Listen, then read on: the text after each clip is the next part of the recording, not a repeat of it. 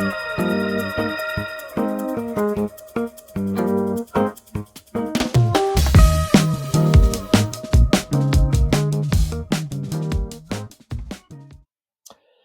everyone, welcome again to another weekly lesson. And in this week, we're going to go through some information about the Scottish national poet, Robert Burns. And we're doing that because in Scotland and around the world, this weekend, actually, I think yesterday, Saturday, the 25th, was his birthday. And that means that people are celebrating Burns Night. Now, you might ask yourself, why is this a big celebration outside of the UK? And that's because of the number of people who've immigrated to other countries throughout the years. As you can imagine, America sees this day as very special. And if you're wondering who Robert Burns is, he's the man who wrote Auld Lang Syne. That's the song that's sang all across the English-speaking world at midnight on New Year's Eve, just as New Year's Day is beginning. So I want you to come with me, and we're going to journey through this night, which is all about Robert Burns. And as you would expect, it's an evening with a lot of alcohol. I mean, it's not like British people need a reason to drink alcohol, but Robert Burns is one evening where people, particularly Scottish people, get very, very drunk. Right, let's see then. Let's go and have a look at the screen and the news story, which is all about Robert Burns. Right, here we are. We're on the BBC News website. And it says here, Burns Night. Who was Robert Burns? And why do we celebrate his work? Now, poetry really isn't a big thing here in the UK. And in fact, I think more and more people now don't really appreciate reading poetry, the arts, books. It's something which is left to older people. Here in the UK, the educated ones, the really educated ones, leave because we don't like the culture around the UK, which is becoming more and more distasteful. So many people are leaving the UK and taking with them some experience. I don't have the figures on emigration, but I can tell you that there are many people who live in other countries, and when they move, they take with them the traditions of reading Robert Burns' poetry. For example, it's very common for Scottish people to carry a book of Robert Burns' poetry with them wherever they go. I don't know why, really. I don't particularly like his poetry, but poetry here isn't really a big thing anymore. But people do still get very drunk on the evening and eat a special dinner. So we're going to look at that. Right, here we are. So, Burns Night is celebrated every year on the 25th of January in honour of Scotland's national poet, Robert Burns. The Ayrshire poet and lyricist died in 1796 at the age of 37, but he is still regarded as the most prominent poet to have written in the Scots dialect. Now, let me just tell you that because he's written in the Scots dialects, because he chose to write that way, his poems are very hard to read, even for us. It's like England has Shakespeare, Scotland has the Scottish dialect. So if you are going to read the poems of Robert Burns, you'll need to find ones which are written in plain English. That's really really important. It says here his most well-known poems include To a Mouse, Address to a Haggis, Tam O'Shanter, A Red, Red Rose, and the Selkirk Grace. It continues alongside his literary contributions. Burns gained fame for his numerous love affairs and radical political leanings, expressing sympathy for the French and American revolutions. I think one of the reasons why Burns was so popular is because he was considered to be a working man. He was the normal man. He didn't come from an aristocratic background. He was a farmer. The critics of him just referred to him as being a drunk because I think everyone agrees that he enjoyed his alcohol. What is Burns Night? And there's a picture there of haggis, turnips, potatoes, and some vegetables. So in the Scottish dialect, this is haggis, tatties, and neeps. And that, as you can see there, is a traditional Burns supper of haggis, neeps, and tatties.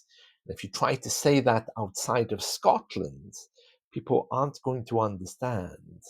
But within Scotland, it's a fairly common dish, not only on the 25th of December.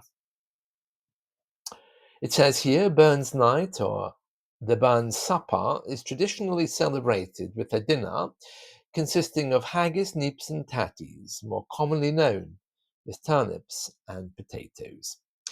On the 21st of July, 1801, the fifth anniversary of his death, his friends gathered at what is now called Burns Cottage in Alloway near Ayr, where he was born, to honour his memory. So that's on his date of death. So he was actually born on the 25th of January. During the gathering, they read aloud some of his works and poetry.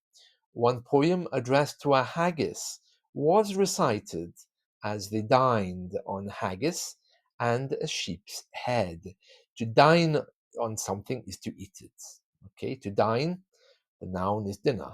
Okay, so they ate haggis and the sheep's head. Oh, disgusting. Anyway, unbeknown to them, that just means that they didn't know, this event marked the beginning of a tradition that has endured for 200 years and continues to be celebrated today. In the years following, Burns clubs started to emerge across Scotland to celebrate his life, and they still exist all across the world. There could be one near you. Burns, a Burns club.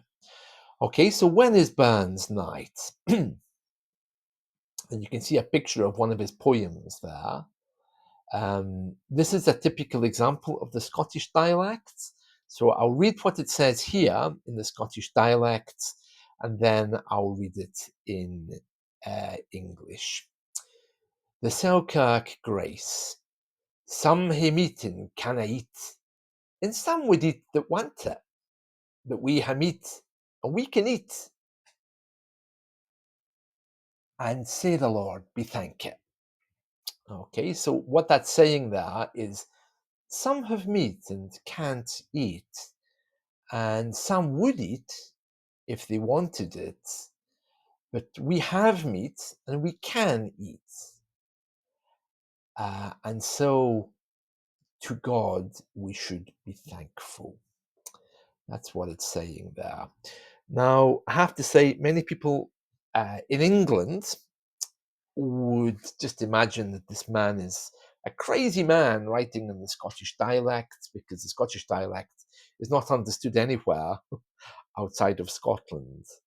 But thankfully, much of his poetry is now available in plain English.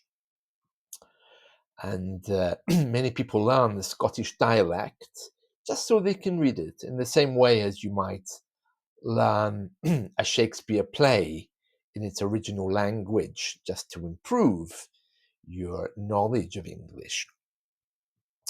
It says here, in 1802, the celebration was shifted from the date of Burns' death to his birth date. However, they initially got the date wrong, meeting 4 days after his actual birth. It wasn't until the following year, in 1803, when members of what is known as the Mother Club, the Greenock Barns Club, discovered through Ayr parish records that his true birth date was 25th of January. This date has been celebrated with Burns suppers for more than 200 years. And you can see there um, a picture of the house where he was born. Now, I was taken to that house many times by my grandparents. They loved Burns because Burns is a symbol of Scottish culture. It's a symbol of Scottish life. It's a symbol of hard work, and Burns is a great icon of Scotland. And that house is now a museum. I remember when I was a boy, these Burns suppers, they were only available to men, and they were invite only. You were considered very fortunate if a Burns club invited you. And if you weren't invited, it was kind of a snub. It means that you weren't good enough or you didn't have the right friends. My grandfather, he waited a few years, always hoping to be invited to a Burns supper.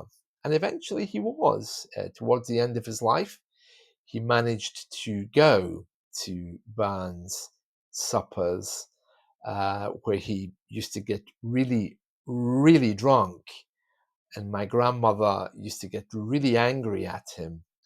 And I remember one year he got so drunk that he was staggering around their house, and he just went to the bath and lay in it, fully clothed, until the next day.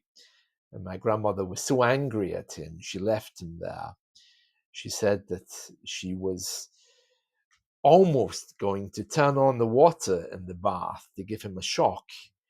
But she didn't. She just left him alone, and he slept there for the whole night. Um, they are very well organized, and these days they allow women. It's a ceremony very closely associated with Freemasonry, because Robert Burns was indeed a Freemason. So historically, it was a very Protestant affair. But these days, of course, anyone can go. You just pay a ticket and you can go. Although some of them are probably still quite strict. Right, where was Robert Burns born? Burns started life in Alloway, South Ayrshire, in 1759, the eldest of 7 children born to William Burns and Agnes Brown, Brun in Scotland, from a relatively poor farming family. He began working in the fields at a young age, and by 15 he had become the primary labourer. His farming upbringing is why he's often referred to as the ploughman's poet, the plumen's poet in Scottish. His father, a self-educated man, decided to homeschool his children with the help of tutors. It was during these formative years that Burns made his initial attempts at writing poetry for various friends and in pursuit of women. As he matured, he had a growing interest in poetry, nature, women, and drinking, rather than farm work, much to his father's dismay. So he's just like a typical British man, then, isn't he? And there he is. There's a statue of him uh, in the town he was born. It's really strange. It's this big statue, which clearly it was designed by Freemasons, so the architecture on the thing has all these dimensions and strange mathematical measurements. I'm sure of that.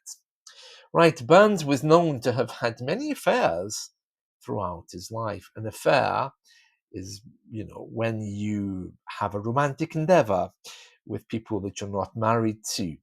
In 1785, his affair with a servant girl named Elizabeth Peyton resulted in an illegitimate child. Jean Armour, a woman who became a constant presence in his life, became pregnant the following year. Burns sought permission to marry her, but Jean's father refused.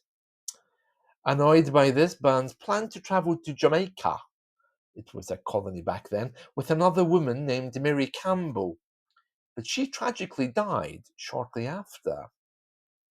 She is more commonly known today as Highland Mary. And after Mary's death, Burns still attempted to gather funds to leave for Jamaica. However, in 1786, he published his first collection of poetry titled Poems, chiefly in the Scottish dialects.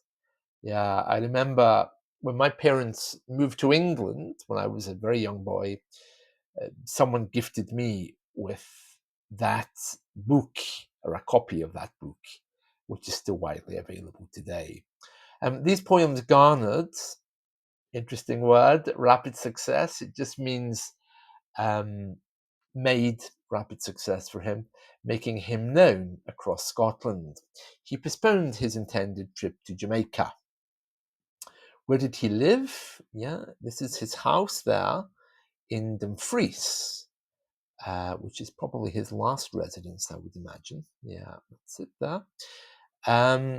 An Edinburgh edition of poems, chiefly in the Scottish dialect, brought more fame, money, and an entrance into polite society. He was received as an equal by the city's men of letters and was a guest at the aristocratic gatherings. In 1788, Burns moved to Dumfries, where he leased a farm, rented a farm, and then he married Jean Armour. But the poet was leading a double life. That means that he wasn't completely honest with people. He engaged in correspondence and produced poems and songs with individuals who were considered socially superior, all the while working as a tenant, farmer, and an exciseman. Okay, his outspoken support for the French Revolution nearly cost him his job, as he openly expressed his pro-revolutionary views. He died in 1796 after his health had rapidly declined. It just goes on to say he had a son, Maxwell, 12 children, 5 survived, it says here. Yeah. And Jean Armour lived for many years, and she was buried with him. The impact of Robert Burns today, well, there's a picture of people singing Auld Lang Syne, presumably at New Year. I don't know where that is, but it doesn't look local. It says here, his life is remembered and celebrated worldwide, as his work inspired generations of romantic poets such as Wordsworth and Samuel Taylor Coleridge. His musical compositions have become integral to traditions worldwide. Yeah, if you want to hear his poems, listen to the songs. And they're not his musical compositions. He wasn't a musical man. Music was added long after his death, yes. But the songs are beautiful. My Love is Like a Red, Red Rose is one of my favourites. Auld Lang Syne, which Burns based on an older Scottish folk song, there's a big argument that that might actually be German, is traditionally sung to bid farewell to the old year at the stroke of midnight on Hogmanay, that's New Year's Eve. The melody of Auld Lang Syne is played worldwide at various events, each carrying different cultural significance. In Japan, for instance, its melody is played in bars and department stores to signal closing time. I didn't know that. That's funny. But as you can imagine, in America, this is a big, big thing, and they call him Robbie Burns rather than Rabbi. And many people in America are descended from Scots, so he's considered a person from home, a national hero. And that's it. So lots of new words there. I'm afraid I've not been very successful in doing shorts for all of the words in last week's lesson, but I will do more podcasts if I can't do shorts in the coming week, just to go over some of these. That's it from me. I wish you all a wonderful, wonderful week. I'll be back soon with more podcasts. Bye.